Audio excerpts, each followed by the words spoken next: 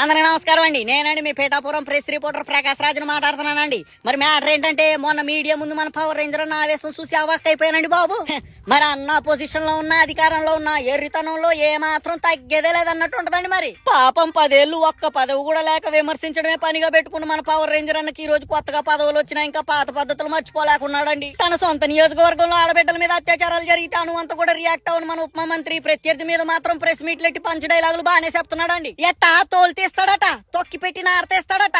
నువ్వు మంత్రి అనుకున్నావా, మటన్ షాప్ లో మొక్కలు కొట్టే మున్సూబ్ అనుకున్నావా? 11 సీట్లే వచ్చాయని ప్రత్యర్థిని రెచ్చగొడతాడేటి? మరి గతంలో 2-1 కలుపుకుంటే సింగిల్ గా 2 చోట్ల పోటీ చేసి ఓడిపోయిన చరిత్ర నీది మర్చిపోయినట్టున్నావు పాపం. మరి పొత్తు లేకపోతే పట్టుమని 10 పోలింగ్ బూతుల్లో నీ పార్టీ గుర్తు మీద పోటీ చేయలేని పరిస్థితి నీది. గతం మర్చిపోతాయి అట్ట. ఇకనైనా ఈ పకోడీ పంచాయతీలు మానేసి ప్రజలకు ఇచ్చిన హామీలు నెరవేర్చే పని చూడండి అని పలువురు విశ్లేషకులు గుసగుసలాడుతున్నారని సమాచారం అండి.